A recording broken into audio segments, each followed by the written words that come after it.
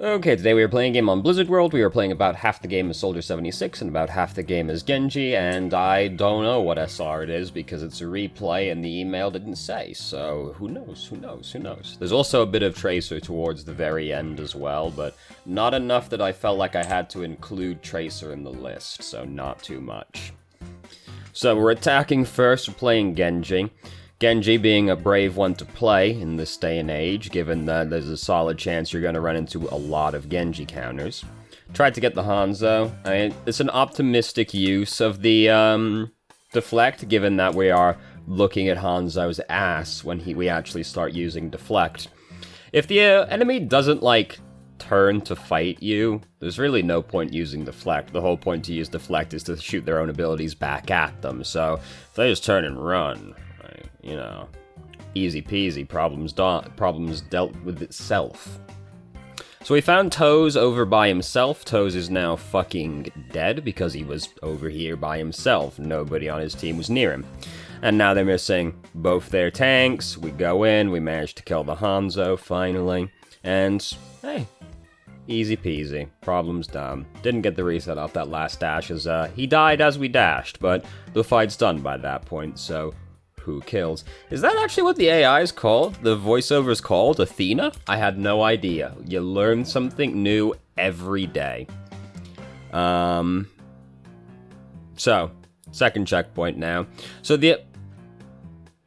oh, it was R. McCree. Okay, I just heard someone use Deadeye, and I was like, who the fuck is getting Deadeyed right now? It was R. McCree, off Deadeyeing by himself, as it appears, so, yeah. So the enemy team's not that scary to play Genji against, surprisingly enough. The only thing we really have to worry about is the enemy's McCree, but he's currently dead right now. Did we dash first? We did not dash first. We could have dashed first to get some more efficiency out of our cooldowns, because drawing Dragon Blade resets your dash. So, in the event you're trying to kill someone like Mercy, who I have to imagine is very high on our list of priorities right now, we can dash up to the Mercy, draw Dragon Blade, and then if she GAs away from us, we can follow her with the reset off of the Dragon Blade. In this situation, they're all pretty knit together, so that's unlikely to happen, so we could just dash through Mercy to do some extra damage, draw the Dragon Blade, cut, dash, she's dead, and then we can resume killing whoever after that point.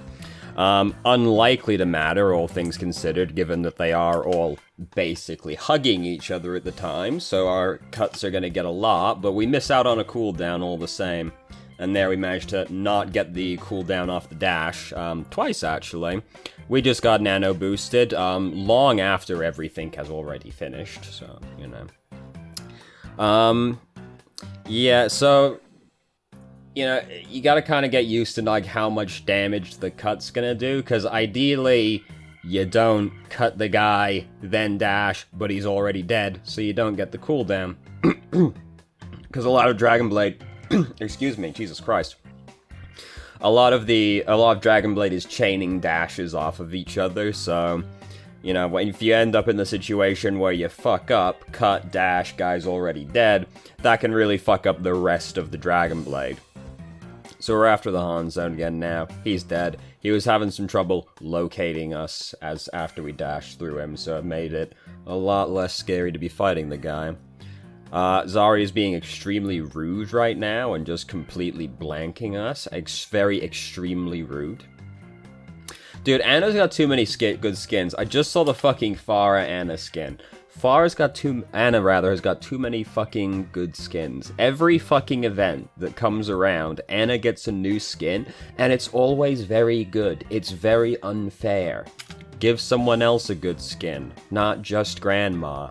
She's got so many good skins, dude. So did Widow make it out of that one? It looks like it. Widow got hooked off the edge, but she managed to survive anyway, so great job, Widow.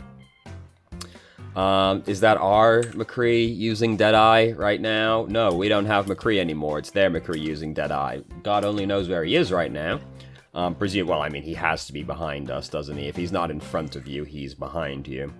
Anytime you hear Deadeye and you can't see the guy in front of you, he's behind you. He's behind you. So anyway, we could have used Dragon Blade, but by that point things are looking fairly dire, so we wisely elect to hold it instead. Anna's getting very close to having Nano Boost at this point, so ideally we hold on to Dragon Blade for an extra few seconds so that we can get nanoed as well. Hopefully we're actually keeping track of this in-game. Can't tell because we were watching a replay. If you're playing Genji and there's an Anna on your team, be checking that Anna's ult charge, like, constantly, especially if you're thinking of using Dragon Blade in the near future. We just kind of, like, got clapped. Like, team got clapped right there. We could have disengaged from that fight sooner. We hung around longer than we had to, because that fight went pretty badly, pretty quickly, and we stuck around and got picked off towards the end. Here's Hanzo off in, well, somewhere he definitely shouldn't be. Again, we've dashed after the guy was dead, so we didn't get the dash reset. Very sad. We are on the 2 supports right now. Using Dragon Blade right there, like, it would feel real nice. It would feel real nice, wouldn't it? But it looks like we're probably going to win this team fight regardless, all things considered. Oh no.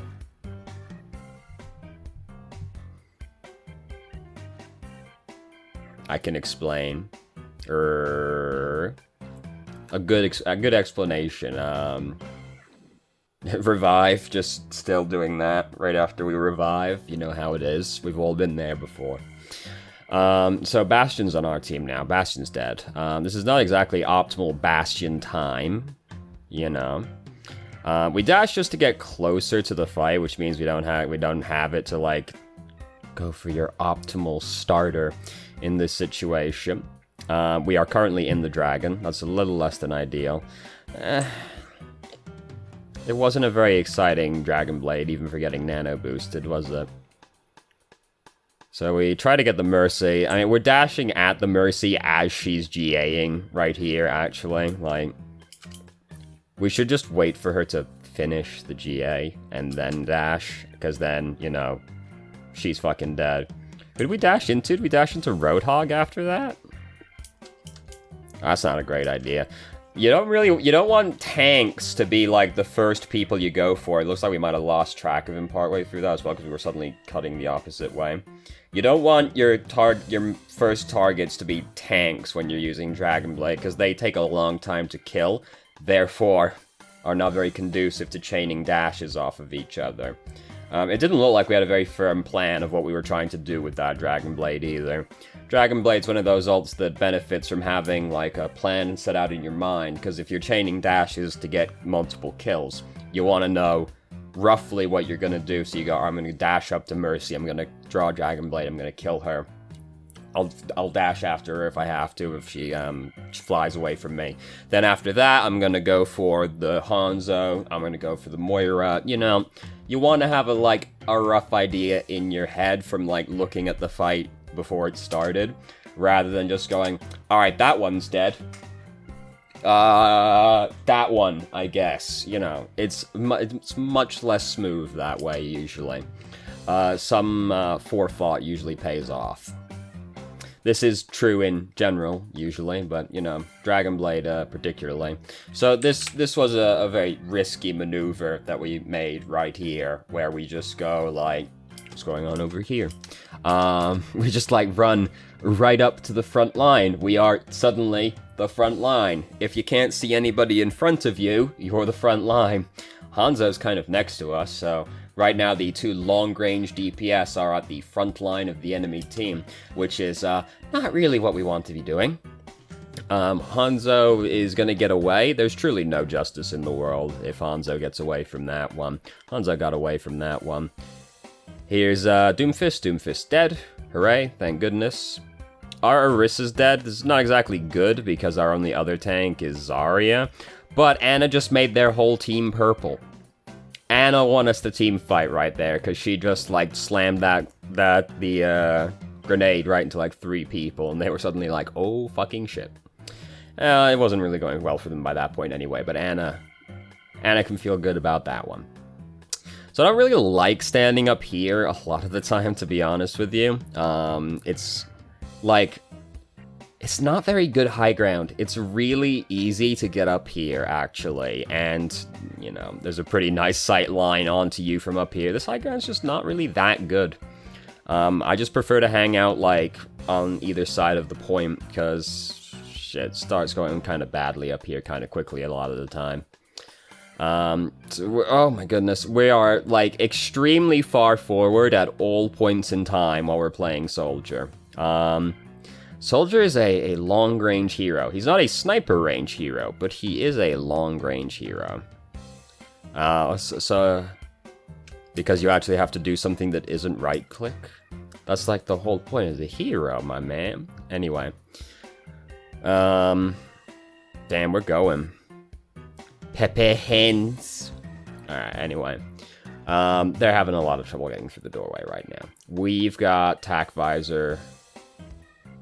We're still going. We are still going. Meerkat is none too happy about that one. We're still going. Anyway, they're having a lot of trouble getting through the doorway right now. We've got Tac Visor built up. That's nice. This isn't like a really good map for Tac Visor. There's a lot of places to like duck in out of cover, especially if there's a shield in the way, which often the case, isn't it? It's very rare you're gonna find someone. God, we just punched that Doomfist in the face. Holy shit.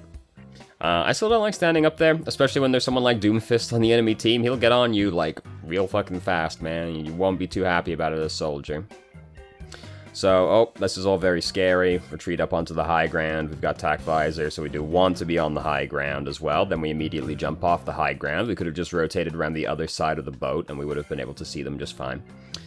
We decide to use Tac Visor now. Like, this is very late into proceedings to be using Tac Visor. Because we could have used Tac Visor, like, as soon as we poke up here, like, alright, only 2 people there. Oh, that's like a bunch of people over there, actually. And then we jump off the high ground. We could have just stayed up on the high ground, gone around the other side of the boat, used Tac Visor up there. And instead, we, like, get down, go back up. Now I'll use Tac Visor. By this point, half our team's dead. So it's not exactly much trouble for them to turn, point the shield at us, and just kind of focus us down. Tac Visor in general, not an incredible ultimate anyway. Usually quite difficult to get a lot of value out of it now. Used to be a lot better, but is fairly unfortunate when there's a lot of shields in the way. And people are generally not just standing out in open space anymore, unfortunately. People are a little bit better at the video game now. They don't just kind of hang out in open space. So this, I hate seeing this kind of thing as Tracer, because it's just like, we're accomplishing nothing except, like, telling them exactly where we are, you know? Like, this is doing nothing. Then we, like, blink right up to her and we're like, ah, fuck, this is scary, recall back out again. Like, it didn't accomplish anything.